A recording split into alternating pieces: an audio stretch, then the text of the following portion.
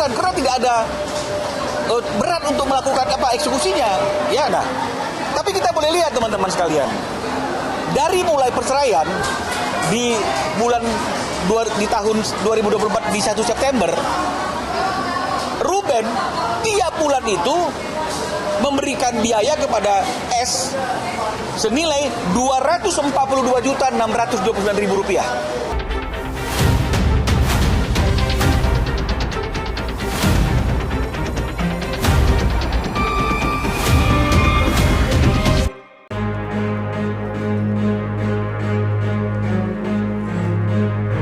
Tak bom waktu, hubungan Ruben Onsu dengan Sarwenda akhirnya meledak juga.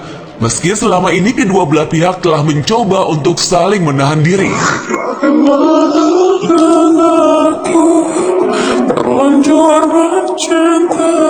Bermula ketika Sarwenda mengeluhkan rumahnya didatangi debt collector atas tunggakan mobil mewah atas nama Ruben Samuel Onsu atau Ruben Onsu ke rumahnya.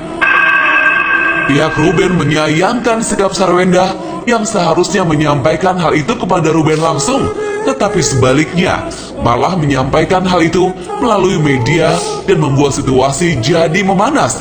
Sikap Sarwenda tersebut membuat Ruben sangat kecewa. Kalau memang misalnya bukan untuk hal itu, berarti artinya patut diduga Freshcon-nya hanya ingin mendiskreditkan klien kami. Kenapa sampai harus masalah debt collector itu sampai di ranah publik? Karena harusnya ini kan ranah private. Klien saya mengatakan itu sebenarnya jatuh temponya belum tiba.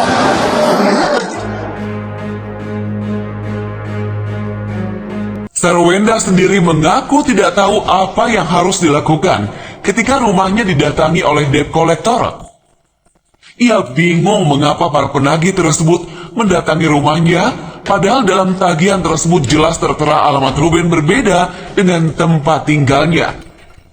Tak hanya itu, mobil tersebut dibeli Ruben setelah dirinya resmi bercerai dari Sarwenda. Misalnya kemudian ada orang yang datang ke rumah kediaman S, ini yang salah siapa sebenarnya nih? Yang salah S-nya, debt collector-nya, atau kita yang bereaksi terlalu berlebih-lebihan? Karena masyarakat Indonesia tahu kok bahwa S dengan klien kami itu sudah bercerai, sudah tidak tinggal bersama-sama lagi. Lalu kenapa datangnya kok ke rumah S? Ini orang waras nggak nih? Kalau memang orang yang datang itu salah alamat, kita tinggal bilang, kamu salah alamat. Karena yang memiliki tanggung jawab dan kewajiban adalah orang lain, bukan saya. Wenda ini nggak ada pengalaman, ya belum pernah sama sekali didatangi debt collector. Tiba-tiba kejadian datanglah debt collector. Debt collector ini pun datang juga dari sesuatu yang dia tidak ketahui. Ya, pada saat debt collector datang, dilihat suratnya, surat tugas memang ada. Tetapi dicek siapa yang meminjam ternyata RSO. Ya, jadi kaget loh, ini kan ternyata mobilnya juga bukan mobil yang didapat waktu sebelum pernikahan, pada saat pernikahan bukan. Jadi setelah perceraian mobil ini dibelilah. Nah, tapi ya itu kami tidak masuk ke ranah itu, tetapi yang bikin kaget kenapa kok masih disangkut pautkan, ya kan, posisi klien kami rumahnya di situ, ya kan, masih disangkut pautkan, debt collector-nya datang gitu. Itu yang membuat klien kami kaget dan klien kami nggak nyaman, ya. Ditambah dia kan perempuan ya, jadi dia sangat takut lah, ya. Meskipun di situ ada security, tapi tetap takut lah dia sebagai perempuan. Kecewa dengan sikap Sarwenda, membuat pihak Ruben pun akhirnya mengungkapkan alasannya mengapa sampai terlambat membayar cicilan mobil mewah miliknya. Pasca bercerai dari Sarwenda, Ruben mengaku masih menanggung biaya hidup bulanan Sarwenda dan anak-anak. Biaya tersebut tidak kecil, yakni 200 juta setiap bulannya. Dalam banyak hal, Ruben memang selalu mengutamakan keperluan Sarwenda dan anak-anak terlebih dahulu, termasuk membelakangi pembayaran cicilan mobilnya, sehingga harus menunggak. Lantas, bagaimana reaksi Sarwenda atas pernyataan pihak Ruben Onsu terus? Ruben itu orang yang bertanggung jawab, ya. Mungkin teman-teman media dan masyarakat juga perlu tahu, ya. Yang saya ungkapkan ini bukanlah sesuatu hal yang ingin memojokkan siapapun, tapi ini fakta kebenaran yang harus disampaikan, ya. Klien kami bercerai dengan S, ya, yang seharusnya kewajiban klien kami sebagai mantan suami terhadap anak-anaknya itu adalah uang pemeliharaan dan uang pendidikan. Betul ya?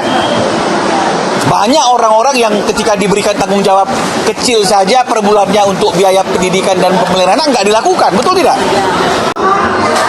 Tidak dilakukan karena tidak ada berat untuk melakukan eksekusinya, ya. Nah, tapi kita boleh lihat teman-teman sekalian, dari mulai perceraian di tahun 2024 di 1 September, Ruben tiap bulan itu memberikan biaya kepada S senilai Rp242.629.000 di negara ini yang tidak pernah mengalami pasang surut. Betul ya? Yang penting niat dan etikanya baik. Jadi klien kami itu lebih mengutamakan segala sesuatunya adalah demi kepentingan anak dan S yang nyaman. Jadi kadang-kadang kepentingannya dia sendiri pun dia tunda. Jadi mungkin untuk teman-teman wartawan terkait dengan preskon dari pihak RSO ya atau Bang Binola, ya kami hargailah itu hak jawab, tetapi nanti akan kami lakukan preskon ya hari Senin. Ya tunggu aja untuk waktu dan tempat, nanti mungkin akan kami infokan. Hal lain yang lebih membuat pihak Ruben kecewa, meski tetap mendahulukan kebutuhan biaya Sarwenda dan anak-anak hingga menomorduakan kepentingan pribadinya, dirinya masih dipersulit untuk bertemu dengan anak-anaknya.